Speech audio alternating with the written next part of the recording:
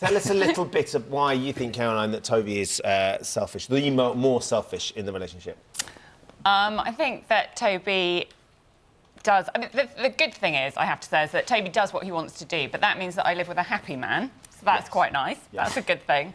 But Toby's very, very work-obsessed, and that always comes first, always. So I've said in the article, we've got 4 kids. You know, Toby's never got up in the morning with the children, ever. That's always down to me. He used to work on Saturday and Sundays when the children were small, which is quite tough. To provide for you and the children, yeah. Exactly. So I'd be in the park on a Sunday.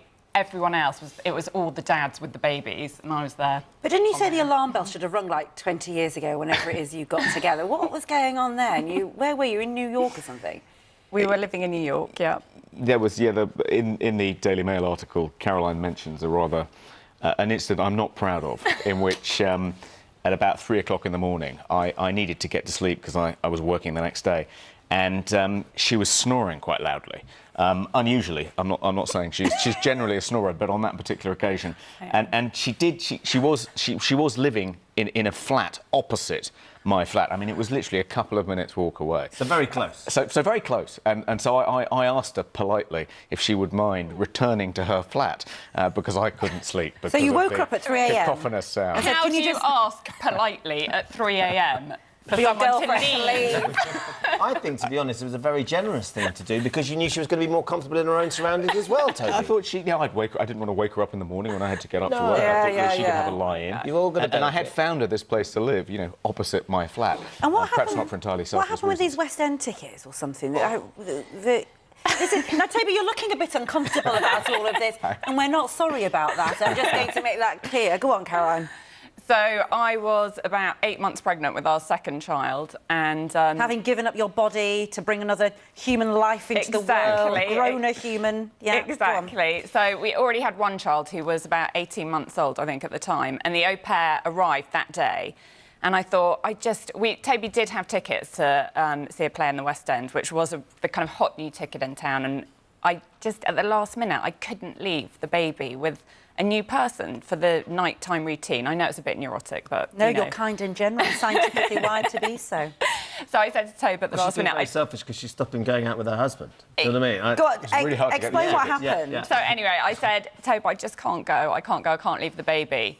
And he just straight away looked at this beautiful new au pair that we had, literally 5'9", huge green eyes, hair, absolutely perfect, and just said, I've got this ticket, it's going spare, do you fancy it? That's generous. Taking the au pair on a date. I thought that's generous. I thought it would be a nice way to welcome her to the household. Right, I didn't want to waste this ticket and sit there on my own. No. I mean, I'd paid for it. Yeah. It just seemed, a pity to waste it. Even our directors, how are they still together? He stopped directing the programme. No one's even in charge of the programme anymore. Everyone's young and naive. So, Toby, let's talk. So the process, the scientifically, though, it has been proven by these people, this study, that actually men are more selfish.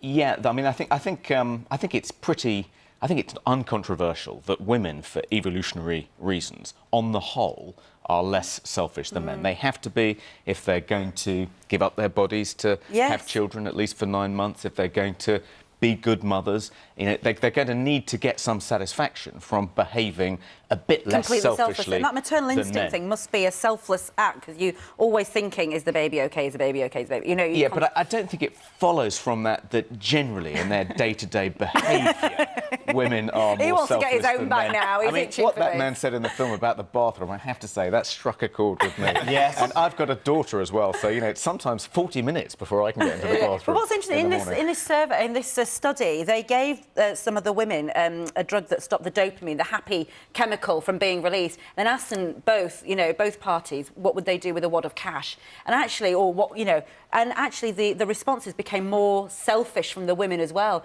So that's how they proved it. They said that actually we are just wired to feel happier when we're being kind. Yeah. I think you asked how we've somehow managed to stay together after all these years, in spite of at least until 8:30. My terrible behaviour.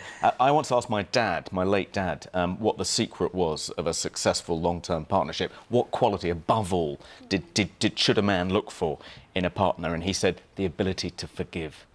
And I think that's been That's great. her generosity. Extremely. You bring us right He was back to the absolutely beginning. right about that. Thank you for coming in and sharing some of those stories. I'm with you though, Toby. I think you've been very sort of generous along the way. I work very hard. I don't see how you can be criticised. No, You're working every hour God for your sends to family and your support children. a family. True. Thank you. Lovely stuff.